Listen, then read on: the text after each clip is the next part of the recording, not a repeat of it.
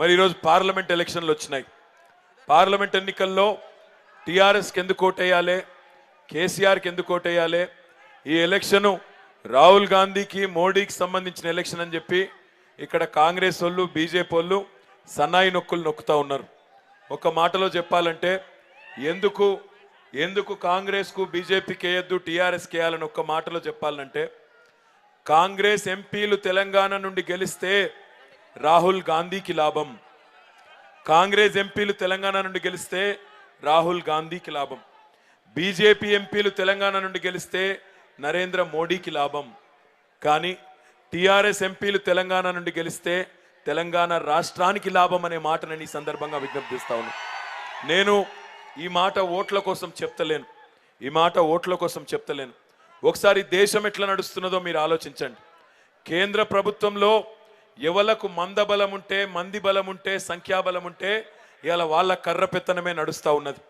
జిస్కా లాఠీ ఉస్కా భైన్స్, ఎవరి దగ్గర కర్ర ఉంటే వాళ్ళే బర్రెను మలుపుకొని పోతున్న పరిస్థితి చూడండి. ఒక్కసారి మీరు రైల్వే మంత్రి ఎవరుంటే రైళ్లు వాళ్ళ రాష్ట్రానికే పోతాయి. మమతా బెనర్జీ రైల్వే మంత్రి ఉంటే రైలు బెంగాల్కు పోతుంది. లాలూ ప్రసాద్ యాదవ్ రైల్వే మంత్రి ఉంటే రైలు బీహార్కు పోతుంది. అవసరమైతే ఆయన అత్తగారు ఊరు దాకా కూడా పోతుంది. ప్రధానమంత్రి నరేంద్ర మోడీ అయితే బుల్లెట్ రైలు ప్రవేశపెడితే బుల్లెట్ రైలు హైదరాబాద్కి రాదు, మల్కాజ్గిరికి రాదు. ఎక్కడికి పోతుంది? గుజరాత్కి పోతుంది తప్ప మనకు మాత్రం రాదు. ఎందుకు ఉండాలి మనోళ్ళు అంటే, ఎట్టికైనా మట్టికైనా మనోడే మిగులుతాడు ఆఖరికి. ఈ రేపటి రోజున ఈ గులాబీ సైనికులు 16 మంది ఢిల్లీలో ఉంటే మన కోసం అవసరమైతే పేగులు దిగేదాకా కొట్లాడతారు.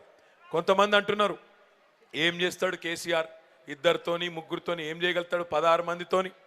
నేను వాళ్ళకు గుర్తు చేస్తున్నా, 2 ఎంపీలు ఉంటేనే తెలంగాణ తెచ్చిన మునగాడు మన నాయకుడు కేసీఆర్. ఆయనకు 16 మంది ఉంటే ఏం చేయలేడో ఒక్కసారి మీరు ఆలోచించండి. ఇంకొక మాట కూడా నేను మీకు విజ్ఞప్తి చేస్తా ఉన్నా, ఆలోచించండి. ఒక మల్కాజ్గిరి నియోజకవర్గంలో ఒక ఆర్యూబీ కట్టాలంటే ఈరోజు దశాబ్దాలు గడిచిపోతా ఉన్నాయి. నేను కూడా బాధపడతా ఉన్నా.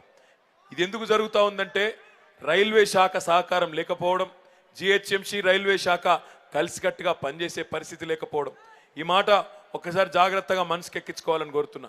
ఇప్పుడు మనం ఎప్పుడన్నా ఒక దుక్కి దున్నాలంటే నాగలి కడతాం. ఆ నాగలికి అవసరమైతే 2 ఎడ్లనన్న కడతాం, లేదా 2 దున్నపోతులనన్న కడతాం. మొన్ననే మీరు బ్రహ్మాండంగా మల్కాజ్గిరిలో ఇక కొల్లాగ లాంటి హనుమంతనని గెలిపించినారు. 75,000 ఓట్లతోని గెలిపించినారు.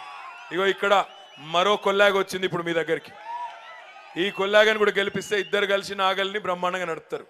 లేదు, ఒక దిక్కు కొల్లాగుండి ఇంకో దిక్కు దున్నపోతును కట్టినాకో కాంగ్రెస్ దున్నపోతును ఏమవుతుంది?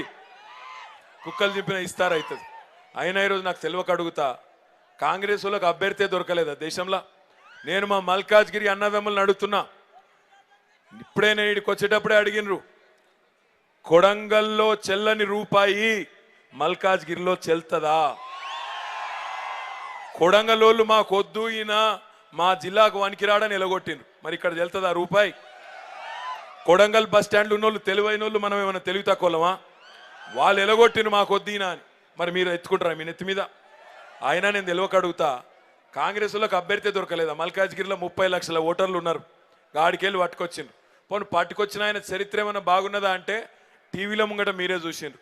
నోట్ల కట్టలతో అడ్డంగా దొరికిపోయిన దొంగ గాయన కంటే గొప్పోడు దొరకనట్టు, పెద్ద ఆయన ఏదో సంఘ సంస్కర్త అయినట్టు నేను ప్రశ్నిస్తా. ఏం ప్రశ్నిస్తావు? ప్రశ్నించడానికి ఏమున్నది? నేను అడిగేదల్లా ఒకటే, నువ్వు నోట్ల కట్టలతో దొరికిపోయింది దేశమంతా చూసింది.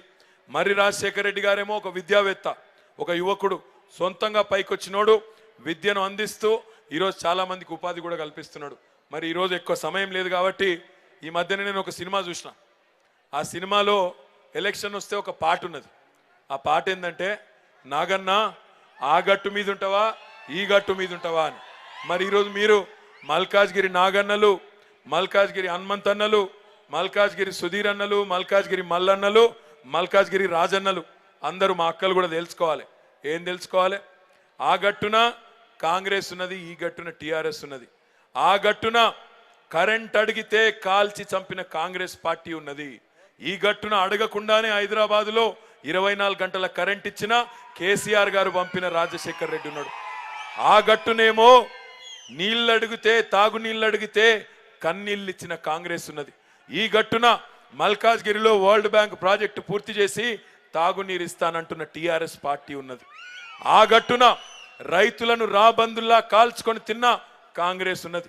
ఈ గట్టున రైతు బంధు రూపంలో రైతులకు ఎకరానికి 8,000 రూపాయలు ఇస్తూ దేశానికి ఆదర్శంగా నిలబడ్డ కేసీఆర్ గారు ఉన్నారు. ఆ గట్టునేమో చెప్పాలంటే చాలా ఉన్నాయి, టైం లేదు, ఒక్క మాటలో చెప్తా. ఈ గట్టున కారు ఉన్నది, ఆ గట్టున బేకారు వాళ్ళందరూ అక్కడ ఉన్నారు. కాబట్టి నా విజ్ఞప్తి మీతో ఒకటే, మీరు మీ దయ ఉంటే, మీ ఆశీర్వాదం ఉంటే, మాకు విశ్వాసం ఉంది, 16 మందిని కేసీఆర్ గారి సైనికులను ఇవ్వండి. ఈ 16 మందితో రేపటి రోజున ఢిల్లీ ఎట్లా మరి మనం లేకుండా ముందుకు పోతుందో మనం చూద్దాం. ఒకసారి మీరు ఆలోచించండి దయచేసి. ఈ దేశాన్ని 71 సంవత్సరాలు 2 పార్టీలే పరిపాలించినాయి, కాంగ్రెస్ బీజేపీ. ఈ 2 పార్టీలు జాతీయ పార్టీలు అంటారు. వాళ్ళు మాట్లాడితే జాతీయ పార్టీలతోనే అభివృద్ధి సాధ్యం అంటారు. మీ అందరినీ నేను ఆలోచించమని కోరేది, జాతీయ పార్టీలతోనే అభివృద్ధి సాధ్యం అంటారు. దక్షిణ భారతదేశంలో 6 రాష్ట్రాలు ఉన్నాయి, తెలంగాణ, ఆంధ్రప్రదేశ్, కర్ణాటక, తమిళనాడు, కేరళ, పాండిచ్చేరి. ఈ 6 రాష్ట్రాల్లో మొత్తం 130 లోక్సభ స్థానాలు ఉన్నాయి. ఈ 130 లోక్సభ స్థానాల్లో పట్టుమని 10 సీట్లు గెలవలేని పరిస్థితుల్లో ఉన్న కాంగ్రెస్ బీజేపీ జాతీయ పార్టీలు ఎట్లయితాయి? వాళ్ళు మనకంటే బెత్తడంత పెద్ద పార్టీలు తప్ప జాతీయ పార్టీలు కావు. రెండో మాట కూడా నేను అంటున్నా, జాతీయ పార్టీలంటే జాతీయ భావాలు ఉండాల్సిన పని లేదా? పుల్వామా ఘటన జరిగింది. పుల్వామా ఘటన జరిగితే జాతీయ పార్టీలుగా చెప్పుకునే 2 పార్టీలు రాజకీయాలు బంద్ చేయలేదు. తెల్లారి నుంచి సైనికులు చచ్చిపోయినా వాళ్ళ లొల్లి వాళ్ళదే, వాళ్ళ బొబ్బ వాళ్ళదే. తూకిత్తా అంటే మైకిత్తా, నువ్వు దొంగ అంటే నువ్వు దొంగ అని తెల్లారు కూడా తిట్టుకున్నారు. మనం ఒక ప్రాంతీయ పార్టీ కావచ్చు, కానీ పుల్వామాలో 40 మంది సైనికులు చనిపోతే ఈ దేశంలో ఏ ముఖ్యమంత్రి స్పందించినంత గొప్పగా స్పందించి వారం రోజుల పాటు అన్ని రాజకీయ కార్యకలాపాలు బంద్ చేసుకున్నాం. 40 మంది సైనికులుంటే చనిపోయిన ఆ సైనికుల కుటుంబాలకు ఒక్కో కుటుంబానికి ఈ దేశ ప్రధానమంత్రి కూడా ఇయ్యని విధంగా ఒక్కొక్క సైనికుడి కుటుంబానికి 25 లక్షల రూపాయలను ఇచ్చింది మన నాయకుడు కేసీఆర్ గారు. జాతీయ పార్టీలంటే జాతీయ భావన కూడా ఉండాలి. ప్రాంతీయ పార్టీలకు జాతీయ భావనలు ఉండవని, ప్రాంతీయ పార్టీలకు దేశం అంటే పట్టి లేదని చిన్నగా చేసి మాట్లాడే ప్రయత్నం చేస్తూ ఉన్నారు. నా విజ్ఞప్తి, దయచేసి ఆలోచించండి. జాతీయ పార్టీలతోనే అభివృద్ధి సాధ్యమనే మాట వాస్తవం అయితే 71 ఏళ్ళు ఈ దేశానికి జాతీయ పార్టీలు సారథ్యం వహించినా, మీరు వాళ్లకు మళ్ళా అవకాశం ఇచ్చినా ఇంకా ఈ దేశంలో తాగునీటి సమస్యలు ఎందుకున్నాయి? ఇంకా ఈ దేశంలో కరెంటు సమస్యలు ఎందుకున్నాయి? ఇంకా ఈ దేశంలో కనీసం మరుగుదొడ్లు కూడా లేని ఇండ్లు ఎందుకున్నాయి? ఒక్కసారి ఆలోచించండి. 40 ఏళ్ల కిందట ఇందిరాగాంధీ గారు గరీబీ హటావో అన్నది. ఈరోజు ఆమె మనమడు రాహుల్ గాంధీ 40 ఏళ్ల తర్వాత మళ్ళీ గరీబీ హటావో అంటున్నాడు. మరి మధ్యలో 40 ఏళ్ళు ఎవరున్నారు? మీరే కదా ఉన్నది. మరి గరీబీ హటావో అప్పుడు, మళ్ళీ గరీబీ హటావో ఇప్పుడు. ఎక్కడ వేసిన గొంగలు అక్కడనే ఉన్నదంటే దానికి కారణం కాంగ్రెస్ బీజేపీ కాదా? ఆలోచించండి, ఆగం కాకండి. ఇంకొక మాట కూడా నేను అడుగుతున్నా. ఇవాళ నరేంద్ర మోడీ గారు రూపం మార్చుకున్నాడు. 5 ఏళ్ల కిందటనేమో చాయ్వాలా అన్నాడు, ఇవాళ చౌకీదారట. కొత్త దేశం, ప్రమోషన్ వచ్చింది చాయ్వాలా నుంచి చౌకీదార్కు. ఒక ఆయననేమో చౌకీదార్ అంటాడు, ఇంకొక ఆయననేమో మా ముత్తాత పరిపాలించిండు, మా నాయనమ్మ పరిపాలించింది, మా నాయన పరిపాలించిండు, మా అమ్మ పరిపాలించింది, కాబట్టి నేను ఈ దేశానికి ఠేకేదార్ అని ఇంకొక ఆయన అనుకుంటున్నాడు. కానీ ఈ దేశానికి ఈరోజు కావాల్సింది ఒక చౌకీదారో ఒక ఠేకేదారో కాదు. ఈ దేశానికి ఈరోజు కావాల్సింది ఒక జోర్దార్, ఒక అసర్దార్, ఒక జిమ్మేదార్, ఒక ఇమాందార్, ఒక వఫాదార్. ఒక్క మాటలో చెప్పాలంటే ఒక కేసీఆర్ కావాలనే మాట ఈ సందర్భంగా నేను మీకు విజ్ఞప్తి చేస్తా ఉన్నా. అందుకే దయచేసి ఆగం కాకండి. ఎవరో వచ్చి నోటికొచ్చిన పిట్ట కథలు చెప్తే ఆగం కాకండి. 71 ఏళ్ళు మనను వంచిన పార్టీలు, 71 ఏళ్ళు ఈ జాతికి ద్రోహం చేసిన పార్టీలు 2 పార్టీలు, బీజేపీ, కాంగ్రెస్. వాళ్ళు మాట్లాడతారు ఈరోజు నరేంద్ర మోడీ గారు, మందిర్ కడదామా మసీద్ కడదామా? ఎవరు అడిగిన నిన్ను మందిరమా మసీదమా అని? 5 ఏళ్లలో ఏం చేసినావో చెప్పు. విద్య కోసం ఏం చేసినావు? వైద్యం కోసం ఏం చేసినావు? పేదవాళ్ళకి ఎన్ని ఇళ్ళు కట్టించినావు? 2 కోట్ల ఉద్యోగాలు ఇస్తానో సంవత్సరానికి, ఏమైనాయో చెప్పు. పేదవారి అకౌంట్లో 15 లక్షల రూపాయలు ఇస్తానో పెద్ద నోట్లు రద్దు చేసినప్పుడు అది ఏమైందో చెప్పు అంటే దాని మీద మాట్లాడాడు. ఇండియా పాకిస్తాన్, మందిర్ మసీద్ ఎట్లా ఇడగొట్టాలే, ఎట్లా రాహులు మోడీ బోఫోర్సు రఫాయల్ వాళ్ళిద్దరి మధ్యలోనే ఉండాలి తప్ప ఇంకోళ్ళు రావద్దు, ఇంకోళ్ళు పుట్టద్దు, ఈ దేశంలో ఇంకో నాయకుడు ఈ దేశాన్ని పరిపాలించద్దనే ఒక స్వార్థంతో వాళ్ళిద్దరు చేస్తున్న కుట్రల్ని గమనించండి. ఎట్టి పరిస్థితుల్లో ఈ తాత్కాలికమైన భావోద్వేగాలకు పోకుండా దేశ బహుళార్థక ప్రయోజనాలు, విస్తృత ప్రయోజనాలు ఆలోచించి ఈరోజు మన రాష్ట్రంలో అమలవుతున్న రైతు బంధు, రైతు బీమా లాంటి కార్యక్రమాలు దేశానికి ఆదర్శంగా నిలబడ్డ ప్రస్తుత పరిస్థితుల్లో తప్పకుండా కేసీఆర్ గారి నాయకత్వాన్ని బలపరిచి మీరు ఆశీర్వదించాలని మనస్ఫూర్తిగా కోరుకుంటూ, కొంతమంది మిత్రులు ఈరోజు పార్టీలో చేరుతున్నారు, వారికి కూడా స్వాగతం చెబుతూ, హనుమంతన్న ఒక మాట అన్నాడు, 24 నియోజకవర్గాల్లో మల్కాజ్గిరి వెనుకబడిపోయిందన్నాడు. నేను మాటిస్తున్నా హనుమంతన్నకు, మీకు ఎట్టి పరిస్థితుల్లో మల్కాజ్గిరిని టాప్ 1 or 2 స్పాట్లను ఉంచే బాధ్యత నేను కూడా తీసుకుంటా అని చెప్పి కూడా మీకు విజ్ఞప్తి చేస్తాను. నేను ఈ మాట ఓట్ల కోసం కాదు, కొంత బాధతోనే చెప్తా ఉన్నా.